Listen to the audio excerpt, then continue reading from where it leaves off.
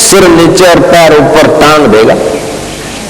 दुनिया भर के सब मित्र मिलकर इस शरीर को सुख दे सकते, मरने के बाद उनके सुख की कोई कीमत नहीं रहेगी।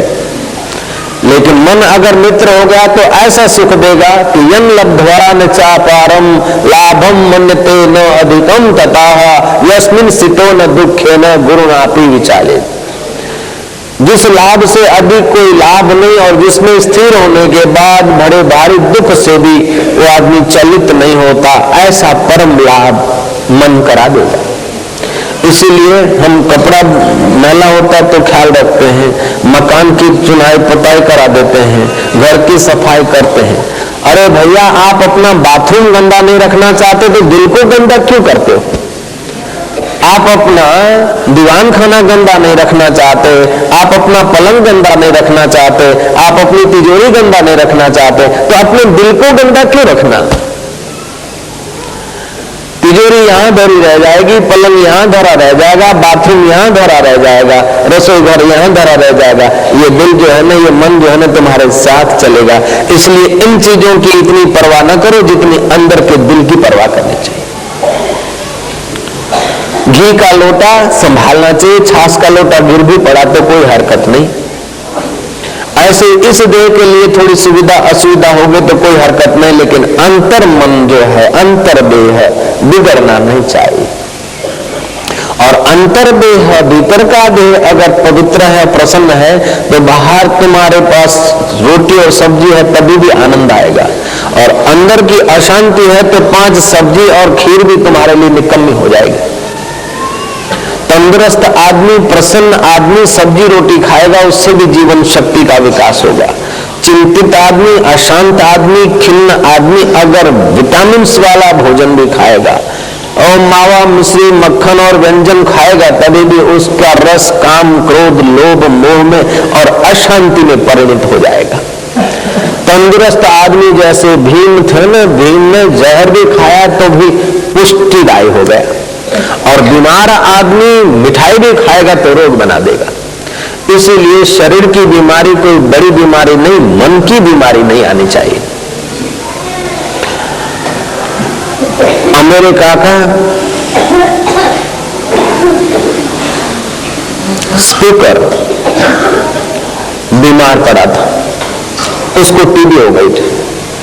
21 साल की उम्र का, पुरानी बात है, 21-22 साल की उम्र का।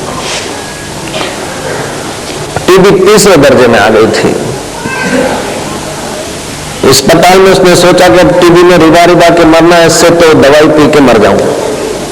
दवाई की 2 बोतलें, मौत घातक जहर, 2 छोटी छोटी बोतलें उसने मंगा रखी थी। उसका मित्र गया, देखा कि ये 2 बोतलें क्यों मंगाई।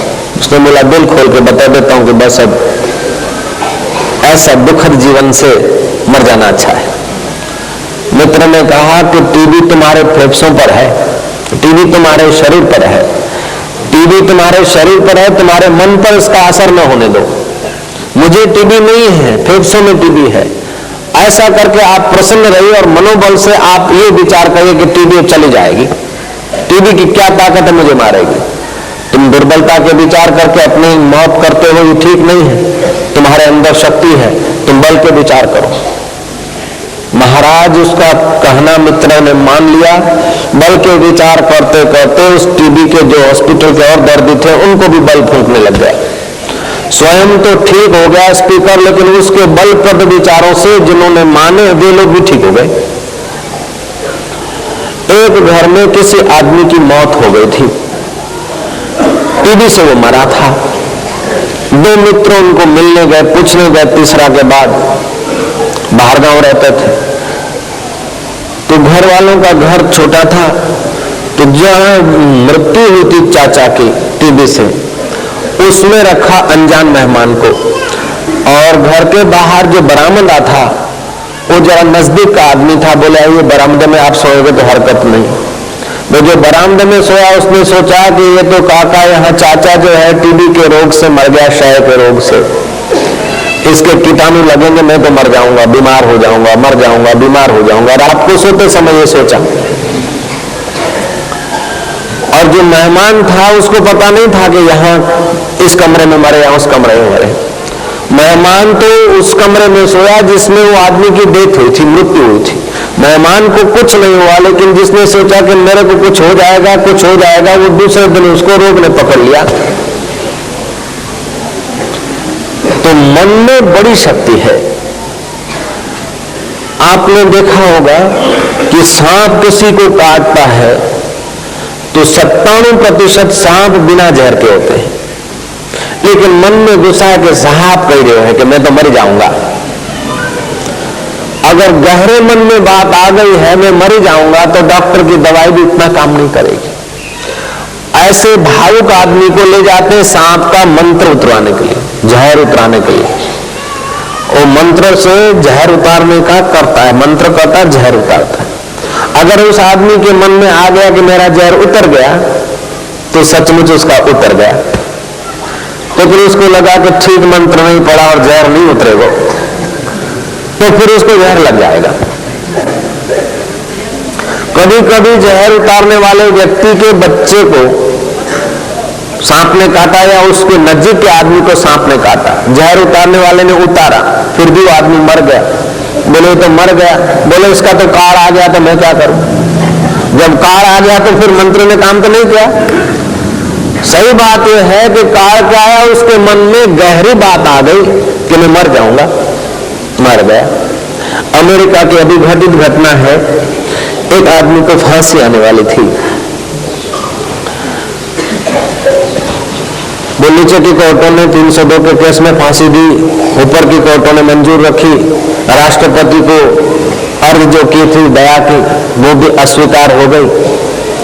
विज्ञानी ने अपने न्यायाधीश मित्र को कहा कि जब इस व्यक्ति को फांसी ही देना है तो मुझे प्रयोग करने दो। उसने अपना नौकरी का खतरा मोल लेकर भी प्रयोग करने दिया। वहां 3 किस्म से फांसी की पद्धति थी। एक तो कुर्सी पे बैठाकर स्विच दबा दिया जाए, करंट से वो चटपटा के मर जाए। दूसरी पद्धति थी कि रूम में बंद कर देते, ऐसा गैस छोड़ते कि वो गुंगड़ा गुंगड़ा के 1-8 घंटे में मर जाए। तीसरी पद्धति थी रेशम का धागा से फांसी लटका जाए। अब इन 3 तरीकों से नया एक तरीका इस वैज्ञानिक ने प्रयोग किया। जिस आदमी को फांसी का हुक्म हो चुका था, न्यायाधीश ने फैसला दे चुके थे, ऊपर की कोर्ट फैसला दे चुकी थी और दया की अर्जी भी ठुकरा दी गई थी राष्ट्रपति के वहां से। उसको पक्का हुआ कि मुझे 5 बजे फांसी आनी है अमुक तारीख। विज्ञानी 4 बजे पहुंच गए उसके पास, न्यायाधीश भी बैठे हैं, सब लोग बैठे। उनको कहा कि अगर तू कोठरी में जाएगा रिबा रिबा के मरेगा, फांसा लगेगा तड़प तड़प के मरेगा, और कुर्सी पे बैठेगा तो भी करंट से छटपटा के मरेगा। इससे ये मेरे पास एक पॉइजन है, लिक्विड, एक किस्म का लिक्विड है, वो पिएगा जरा सा कड़वा लगेगा और आधा घंटे के अंदर तुम मर जाएगा। और दूसरा जो लिक्विड है, प्रवाही पदार्थ, वो एकदम सादा सीधा पानी जैसा स्वाद है इसका, लेकिन कातिल जहर है। ये कड़वा नहीं लगेगा। एक इसका 1.25 अंश और 1 पॉइंट मैं माफ कर दूंगा, बस पीते ही तू मर जाएगा। अब तेरी मर्जी हो तो रिबा रिबा के मर, तेरी मर्जी हो तो फांसी लटकते लटकते मर, तेरी मर्जी हो तो कड़वा जहर पी के मर, और तेरी मर्जी हो तो है सीधा साधा पानी जैसा ही जहर है ये, लेकिन बड़ा कातिल है, तेरे को कोई परेशानी नहीं होगी। अब उसको तो लगा था कि नहीं तो मौत है ही है, फांसी है ही है, तो अंत समय तड़प तड़प के क्या मरना, रिबा रिबा के क्या मरना, छटपटा के क्या मरना। उसने कहा कि सर मुझे यही दीजिए। ठीक 5 में 2 मिनट थे, उस विज्ञानी ने बराबर 1.25 अंश और 1 पॉइंट ठीक माप तोल के बोले बस अब आप पियोगे और जाओगे, कोई परेशानी नहीं होगी, और इसका स्वाद बिल्कुल पानी जैसा है। उसने मन में ठसा दिया, उसने पिया और ठीक 2 मिनट के अंदर मर गया। बस पीना है और मरना उसको। बाद में जिस बोतल से 1.25 अंश और 1 पॉइंट निकाल के माप तोल के दिया था, उस बोतल को हाथ में लेकर वो जजों को और जेलरों को कहने लगा, है कोई माई का लाल पी ले। उन्होंने बोला हमारी डेथ थोड़े लानी है, मौत थोड़े लानी है हमको। उनके देखते देखते पूरी की पूरी बोतल पी गया। लोगों ने कहा तुमने क्या करा? बोले पानी था।